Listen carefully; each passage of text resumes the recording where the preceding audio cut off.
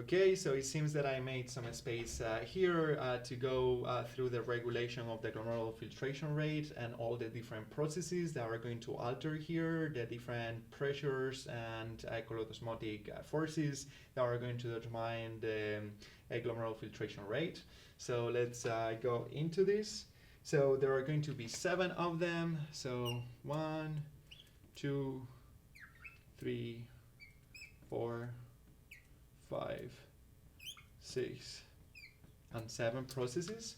So the first process that we're going to look at are pathologies.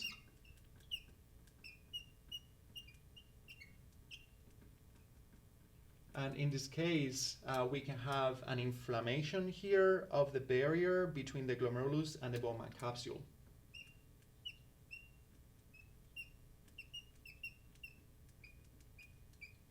So these type of pathologies are called glomerulonephritis, and they are going to disrupt the normal flow and the normal filtration and absorption processes. So this inflammation, this glomerulonephritis, are going to affect here K, the coefficient. So they are going to affect K, so they are going to bring K down, and therefore they are also going to bring down the glomerular filtration rate. Okay. So we have another pathology that can also affect the glomerular filtration rate. So this pathology, it can be like a kidney stone.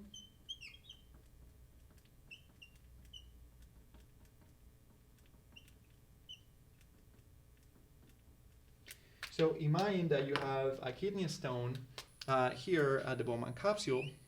So if we have a kidney stone here in the Bowman capsule, what is going to happen is that hydrostatic pressure at the Bowman capsule is going to go up, and therefore the glomerular filtration rate is going to go down,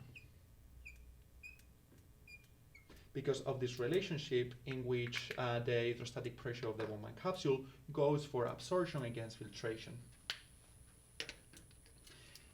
The other one that we can have to affect all this process is the diet. For example, a high protein diet.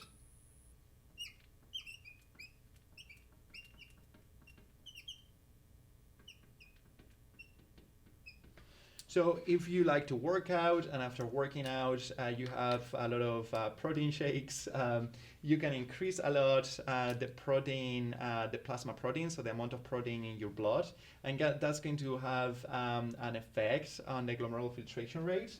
So if we have more protein in the plasma, this is going to increase the colloidosmotic pressure at the glomerulus, and therefore here, because this force is also against filtration, is going to decrease the glomerular filtration rate.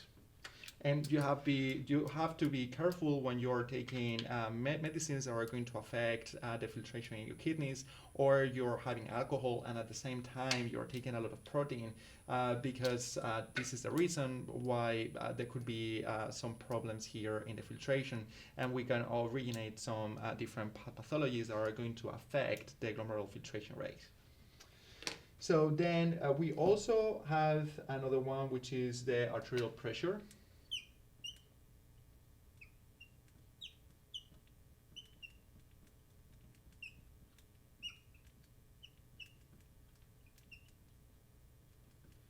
And this arterial pressure is very similar to what we have seen before in the vascular system. It's going to be regulated by the vessel diameter. And this is very important because of the resistance. So remember that the resistance is determined by the radius of the arteriole, so like the size of the arteriole. So here in the arterioles before and after the glomerulus, in the afferent and the efferent arterioles, we have different smooth muscle rings. So you can see them here in green, and they are going to control the diameter of here the arterioles, the glomerulus. So if there is more pressure, so let's use the right color. If there is more pressure at the glomerulus, there is going to be more filtration rate. And as we've said, like the different ways to control this is through opening and closing the afferent and efferent arterioles through the small muscle. So if we increase the diameter of the afferent arteriole, what is going to happen? We are going to increase the pressure because there's going to be more blood, and therefore we are going to increase the GFR. Okay? But if we close it down, we are going to decrease the pressure at the glomerulus, and therefore we are going to decrease the glomerular filtration rate. So something similar can happen here also at the efferent end of the arteriole. So if we close the arteriole, so if we close the efferent end,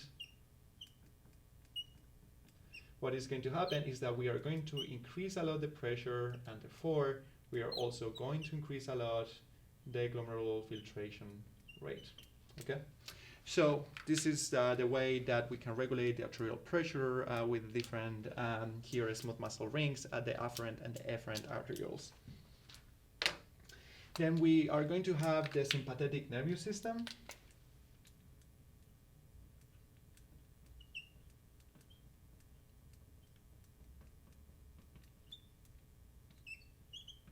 Okay.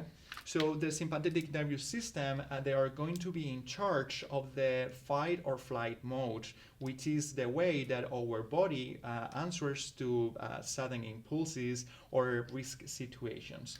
So the sympathetic nervous system is going to secrete norepinephrine and adrenaline, and those are going to have an effect on the glomerular filtration rate.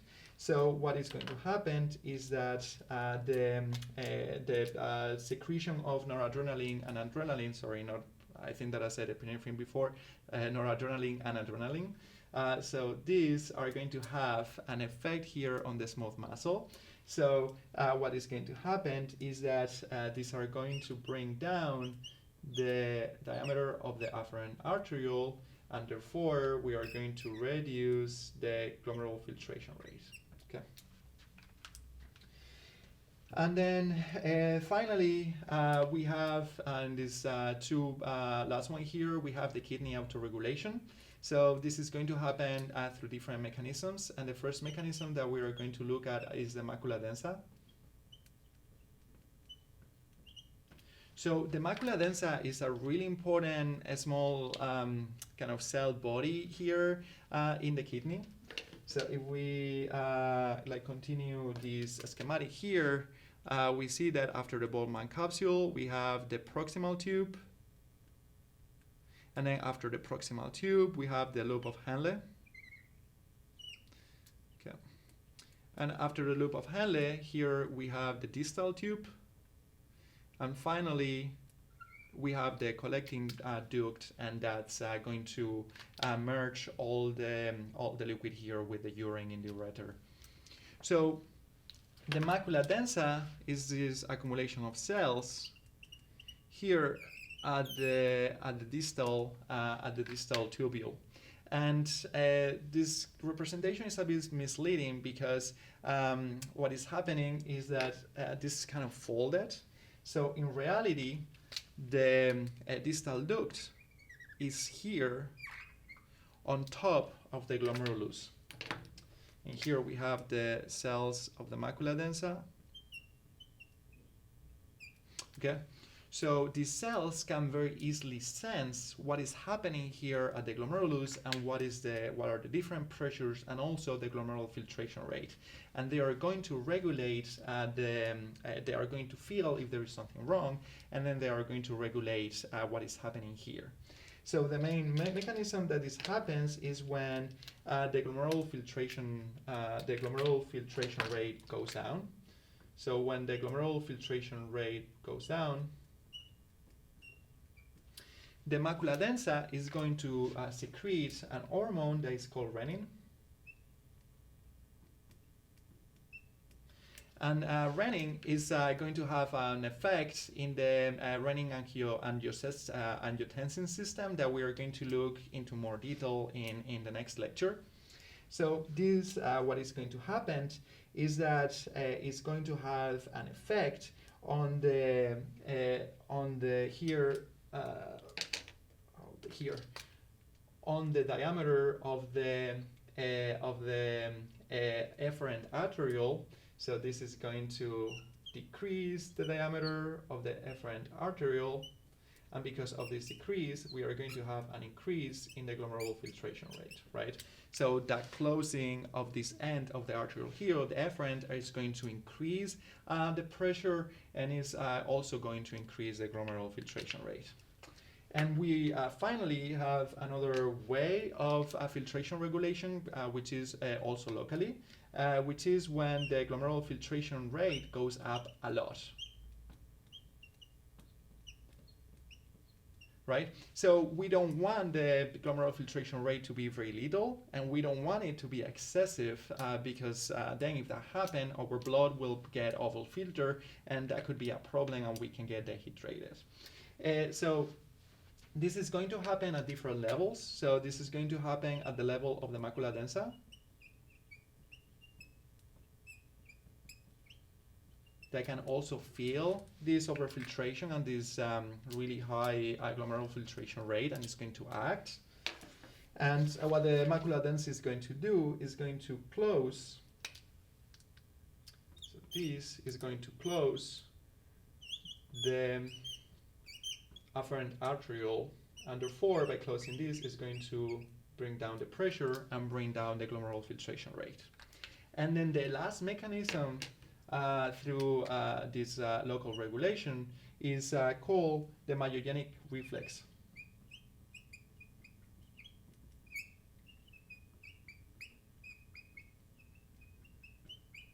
So if you remember, here the smooth muscle is going to be controlled by different local stimuli. So for example, like the amount of nitric oxide or different hormones. But very importantly, the smooth muscle is all in the blood vessels is also going to be stimulated by the stretching. So if there is a lot of pressure and there is a lot of glomerular filtration rate here, the smooth muscle here at the afferent arteriole is going to feel that. So it's going to stretch, right? And it's going to contract. As the muscle stretches because of this pressure, the calcium channels are going to open, and more calcium is going to get into the smooth muscle. Therefore, the muscle is going to contract here. So it's going to, as it contracts, it's going to decrease the diameter of the afferent arteriole, and therefore is going to decrease the pressure, and finally is also going to decrease the glomerular filtration rate. Okay, so we have finished with everything today. We have seen the process of filtration and the glomerulus, the different starting forces and how they relate to each other in a graphic manner. And finally, we have these 7 ways that we can control the filtration process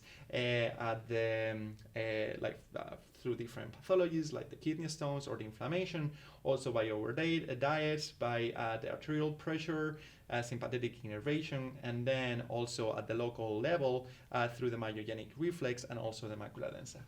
I hope that you enjoyed this lecture, and I see you next week. Thank you.